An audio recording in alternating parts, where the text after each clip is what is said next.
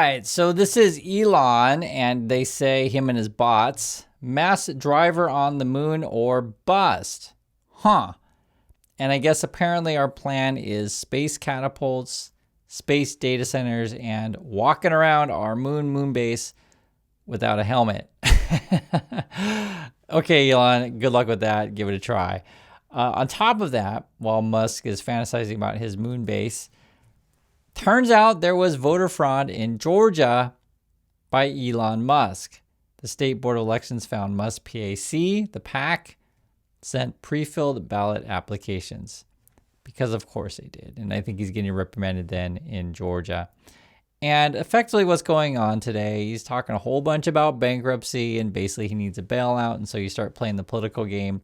And even if it means sending out these improper ballots. So that's what Musk is up to. I think, first of all, never ever bet against Elon Musk. He's the greatest entrepreneur of our generation. The man has averaged the creation of a multi-billion-dollar company every 5 years for over 30 years. There's no one in history who has ever done this before. The second thing is that a huge reason why he is so competitive in the marketplace is because he is willing to take an enormous amount of risk and go after very ambitious things. Building data centers in space sounds crazy until you realize that he has already launched thousands of satellites. He's already built a reusable rocket. Putting the data centers in space may actually be a much less hard task to do than the things that he's already done. And so I definitely think that he's going to pull this off. I mean, data centers in space is just so easy and it just makes perfect sense, right? And so basically they're already on the road in Fox News trying to get everyone to go along. You know what? We're going bankrupt, guys, and it'd be really great because Elon Musk has got the strategy to save us all. Data centers in space. Wow, let's give them all so everyone, let's all give them the money. This is Musk talking about bankruptcy. Have a listen for yourself. Can I ask a question? So you said about Optimus and AI that they're going to result in double-digit growth rates within a matter of years. Oh, like the economy? Yeah. Yes. I think that's right. What was the point of the Doge cuts if the economy is going to grow so much? Well, I think And that's actually a really good question, right? So if all your tech is so awesome and, everyone's going to be rich, according to you, because of all your tech and robots, why are we worrying about cutting things now? Because you're saying we're going to grow the economy by double digits, right? I mean, it's pretty funny. They're actually calling him out on his BS. Forward are not good things to have, I was actually pretty worried about. I guess. I think in the absence of AI and robotics, we're actually totally screwed because the national debt is piling up like crazy. Now, our interest payments, the national debt exceed the military budget, which is $1 trillion. So we have over $1 trillion just in interest payments. That was I was like, okay, pretty concerned about that. Maybe if I spend some time, we can slow down the bankruptcy of the United States and give us enough time for the AI and robots to, help solve the national debt. Or not help solve. It's the only thing that could solve the national debt. We are 1,000% going to go bankrupt as a country and fail as a country without AI and robots. Nothing else will solve the national debt. So we'd like to. Well, we need enough time to build the AI and robots and not go bankrupt before then. I guess the thing I'm curious about is, guys, bankruptcy is really, really close. So you got to give me the money because we're like 1,000% going to go bankrupt. and this is what's on the dude's mind, right? He needs his robots. He needs that government contract. He needs that money, or we're talking about bankruptcy. You heard it with your own ears there. There's another space race that I keep hearing about. I honestly think the idea with the current landscape of putting data centers in space is ridiculous. It will make sense someday. But if you just do the very rough math of launch costs relative to the cost of power we can do on Earth, to say nothing of how you're going to fix a broken GPU in space, and they do break a lot still, unfortunately, we are not there yet. There will come a time, space is great for a lot of things. Orbital data centers are not something that's going to matter at scale this decade. So Musk is even getting called out by Sam Altman, and you're doing bad when even Altman, who's like another pumper type dude, is calling you out. Not many people actually buy Musk BS. Musk court case goes off the rails because everyone hates him. And basically they're doing a trial over Twitter. Well, not trial on Twitter, but trial about how Musk acquired Twitter. Basically didn't properly disclose things, and they needed to find jurors who are neutral, but it's hard because like everyone knows who Musk is, right? And they don't like him. It says Musk's 44 billion Twitter drama is finally headed to trial, but first came the harder task: finding jurors who don't loathe the world's richest man. 9 jurors were seated Thursday in San Francisco federal court after the judge spent more than 5 hours. Wow, 5 hours slicing through a pool of 93 prospective jurors in the investor class action suit against Musk. So that came in from Bloomberg. Speaking of evil billionaires, Elon Musk posted on Twitter, "You watched the Hunger Games and sided with the resistance. You watched Star Wars and sided with the resistance. You watched The Matrix and sided with the resistance. When it's fiction, you understand. Yet, you refuse to see it when it's the reality you're living in." This guy thinks he's one of us. Elon, why did you post this? It's like Darth Vader himself posting this. You're the richest man in the world, cosplaying as an anarchist? You're not the underdog. You're not the resistance. Resistance to what? You don't have any resistance. You get everything you want. Holy cognitive dissonance. Look, Elon, just because you didn't get invited to Epstein's Island doesn't mean you weren't at those meetings, my boy. I saw you there. We saw you at those meetings. Those weren't resistance meetings overthrowing the elite cabal. That was the elite cabal. The Hunger Games. Bro got the cold shoulder from the Eps, and now he thinks he's Katniss. You're literally Seneca Crane. You're Professor Snow. This is so fitting for a white supremacist, though. They love pretending that they're the underdog despite having every advantage imaginable. Just be an unapologetic, evil, rich, apartheid-assisted Nepo baby billionaire. We're not buying the good guy act. So I just wanted to see that, right? Not everyone falls for Elon's much shtick. He's still out trying to push his robots. Evidently, they are building some of these cyber taxi, robotaxi, whatever they call these stupid things. Oh, cyber cabs, I guess. This is an interesting one because effectively his sales are absolutely crashing, right? Because we all know who Elon is. Why would you want to buy these crappy cars? And they don't refresh these things. And so instead of trying to sell cars anymore, basically they've gone all in on robots. And I guess we're going to try to get you to rent them, apparently, because you're not going to own anything. Then you got to grease the government to try to get these legal, because they're saying here, apparently no steering wheel and seatbelts across both front. No seatbelts? That one's new to me. Cybercab production versions note stickers on tires. Apparently no steering wheel and seatbelts across both front seats at the Giga Texas crash testing facility today. Huh. This is just whacked out. There's no way. But hey, in this crazy world, let me show you some more. AI needs your body. You heard that correctly. AI needs your body. This is called Rent a Human. And apparently, I guess these are all humans for rent. So if you're interested in renting humans, there's the prices there. I guess $50 to $420, etc. Rent a human. And the idea is that we all are going to have all of these AI agents do all of our work, but yet we still need to do stuff in the physical world. So just have your AI agent rent a human. Someone actually tried it. It says, I tried the Rent a Human, where AI agents hired me to hype their AI startups. And it was crazy crap. Like, it was tasks like deliver flowers to Anthropic or put up billboards or whatever, blah, blah, blah. And I think they only pay you in crypto. It's just like this weird, whacked out subculture that we got going on here. And involvement, it just really opened my eyes to what the next few years could look like when the agents are unleashed and go on about their lives without us. Yeah, I think the no human involvement is the big piece. Like if you think back a year ago, we were talking about Cursor versus Windsurf, and like that product experience was essentially like advanced autocomplete, arguably. And now clearly what's going on with Claude Code is like the people just trust the agents to make decisions for them. Like it's like the experience is like, and like you're talking about, it's like 4 or 5 different agents going at the same time and you're switching between them, but you're not actually micromanaging them anymore, which means the agents are going out there like choosing things, which, you know, sort of an interesting, unexpected application of that is like they can go out and choose to post their own content on a site like Maltbook.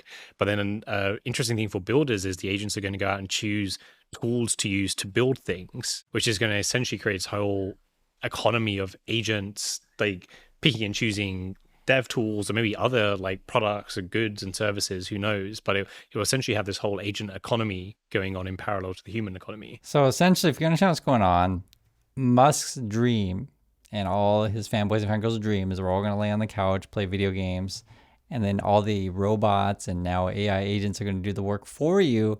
And then we're going to have this whole like agent economy thing where the robots are talk to each other and swap cryptos and monies and whatever. OpenClaw meets Amazon. This took some cajoling, shall I say, with my OpenClaw. I wanted her to use my Amazon, and I don't just mean like put things in cart or suggest products. I mean just straight up order on Amazon. I invited her to my account, again, kind of like through the family member kind of way of inviting someone.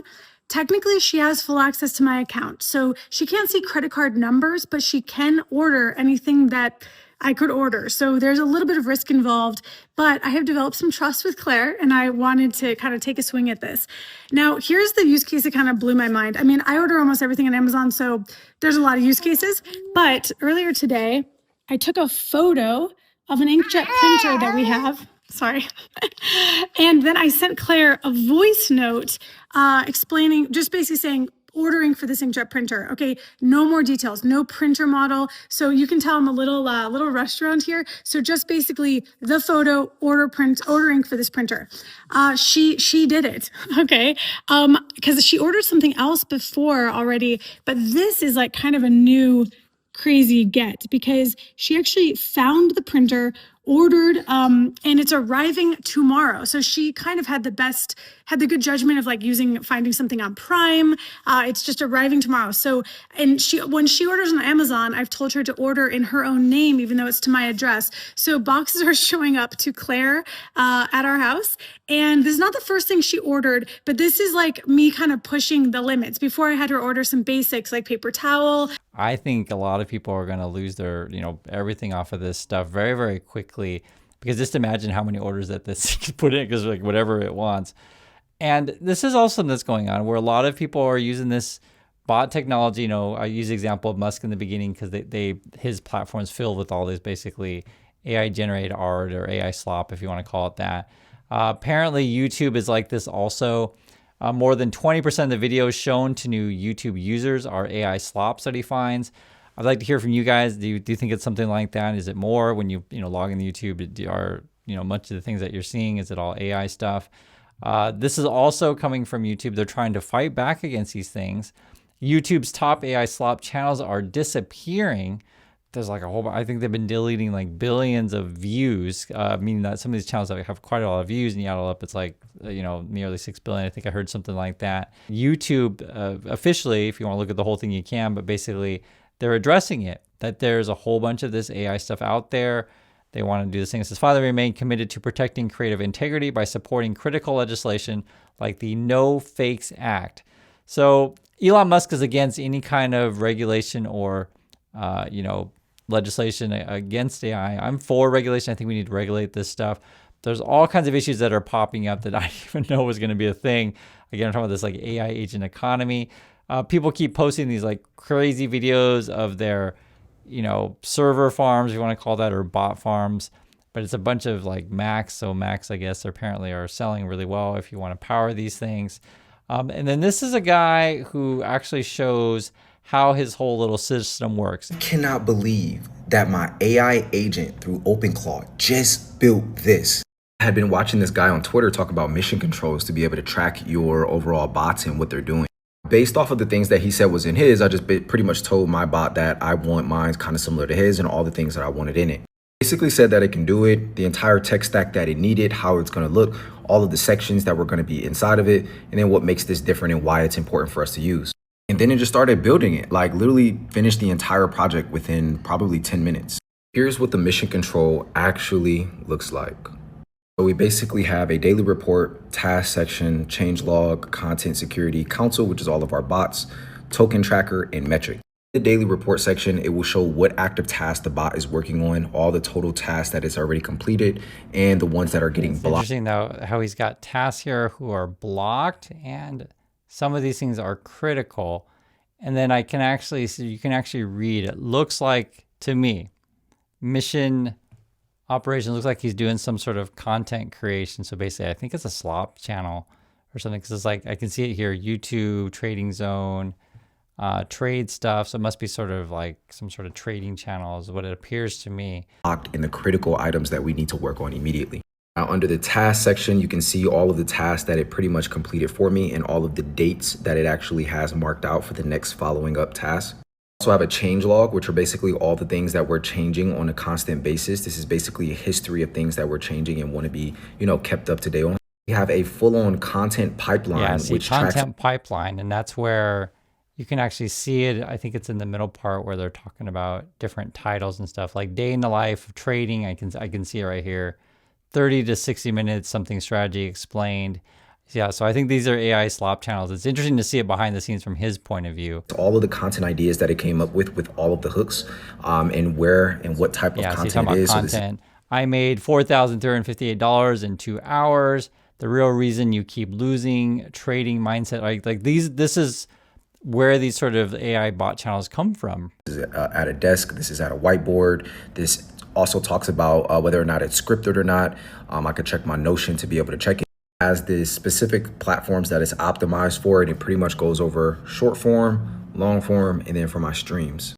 For security, we now have a full-on security audit section where we audit pretty much daily, weekly, and then quarterly on massive projects, so that way everything stays confidential. Council breaks down all of my agents and what exactly they do. So we have Clue, which is the main chief of staff. We got our strategist, a builder. We also have a marketer, an analyst, a guardian, and people are automating a whole bunch of different tasks, and then I guess you would probably assign a different machine to each task. So if I need someone to post a bunch of fake comments, or post you said marketer, so maybe push out certain videos or whatever, then I need some to then write said scripts, and the other one to do the editing. Like, it's just different tasks. On top of that, we have a token tracker to be able to track all of the usage that we have, since I was having some spending issues in the beginning.